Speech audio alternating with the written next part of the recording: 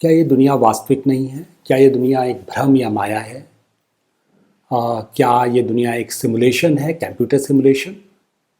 दुनिया के बारे में सामान्य तौर पे हमारी समझ जैसे से बढ़ रही है, हमें लगने लगा है कि हम दुनिया के बारे में बहुत कुछ जानते हैं। लेकिन अगर आपसे ये कहा जाए कि ये जो दुनिया, जिस दुनिया के बारे में आप इतना आत्मविश्वास से भरे हुए हैं, वो दुनिया असल में सिर्फ आपकी ज्ञानेंद्रियों का रिफ्लेक्शन है, ऐसा कहने वाले ढेर सारे लोग हैं। जॉर्ज बर्कले का एक प्रसिद्ध लैटिन फ्रेज है, एस्से एस्ट परसिपी।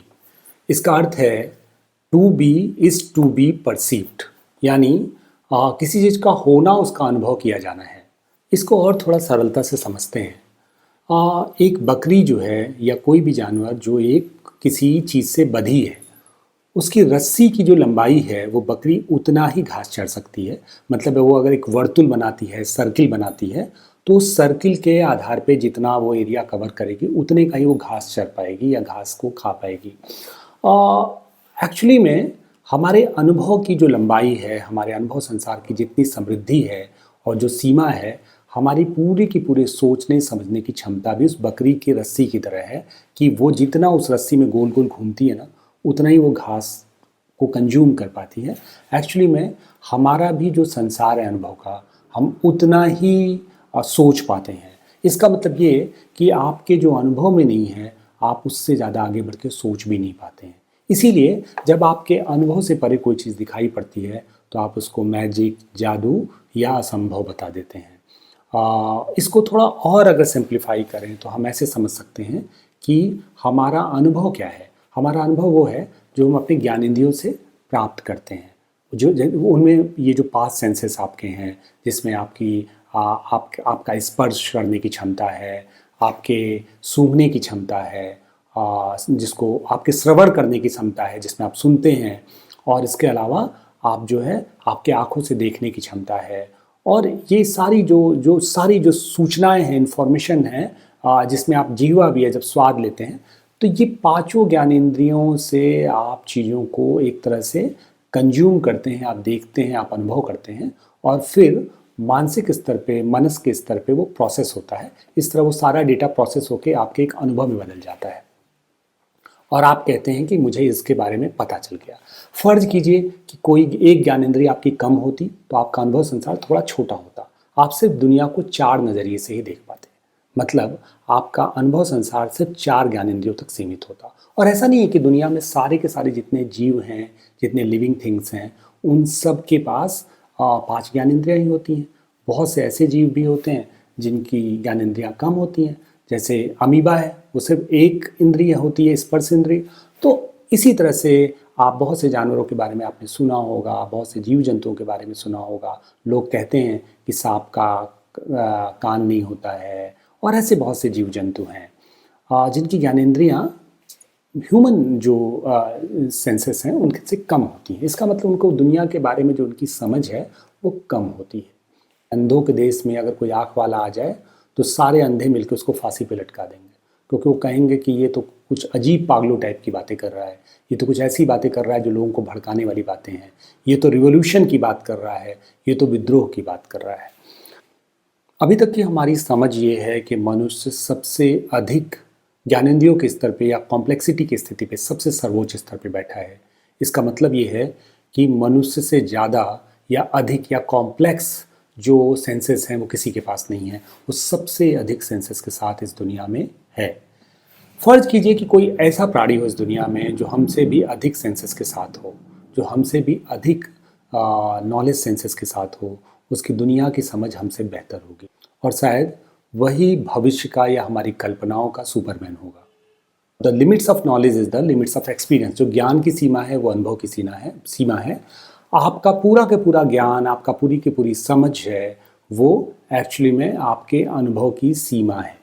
आप उससे ज़्यादा सोच नहीं सकते हैं। आपके ज्ञात के संसार में ही आप गोते लगाते रहते हैं। इसी को जॉर्ज बर्कले ने कहा कि आप जो कुछ भी देख रहे हैं वो आपके ज्ञानेंद्रियों का रिफ्लेक्शन है। आदि शंकराचार्य का प्रसिद्ध वाक्य ब्रह्मा सत्यम जगत मिथ्या को भी आप इसी दृष्टि से देख सकते हैं। उन्होंने कहा कि ब्रह्मा जो है वही एकमात्र सत्य है और ये जगत मिथ्या है। मिथ्या यानी माया, और माया एक ऐसा प्रपंच रच रही है जिस प्रपंच के द्वारा आपको अपने ज्ञानेंद्रियों द्वारा देखा गया सच ही वास्तविक सच लग रहा है।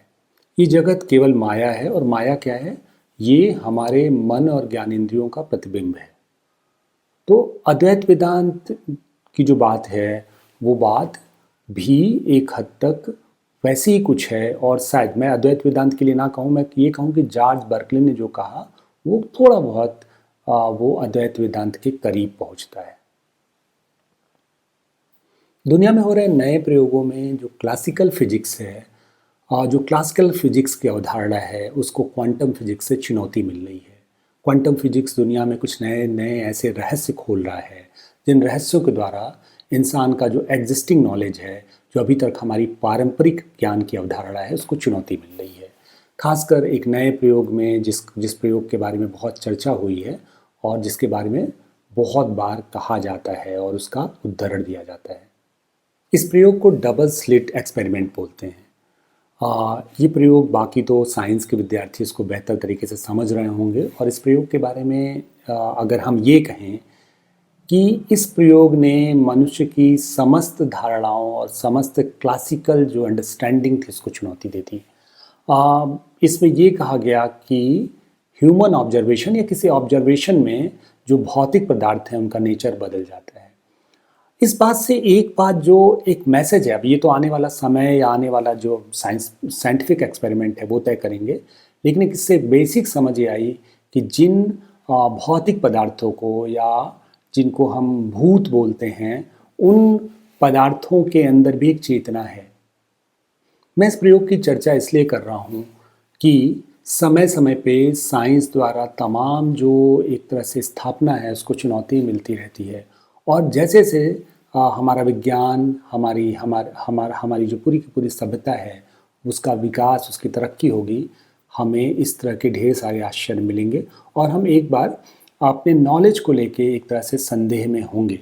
जब हम शंकर के अद्वैत वेदांत और जॉर्ज बर्कले जैसे लोगों की बात कर रहे हैं, तो जाहिर सी बात है वो जिस तरह की बातें कर रहे हैं या जो उन्होंने उनकी जो पूरी की पूरी स्थापना है उसको इस तरीके से भी जोड़ के देखे जाने की ज़रूरत है। डुबाया मुझको मेरे होने ने, ना होता मैं तो क्या होता। मिर्ज़ा गालिब ने जब ये लिखा होगा तो शायद वो जॉर्ज बर्कले के करीब ही बैठ के लिखा होगा, क्योंकि सच ये है कि इस दुनिया के होने में ये जो पूरी दुनिया की समझ है, दुनिया जैसी है वो आपके होने से है।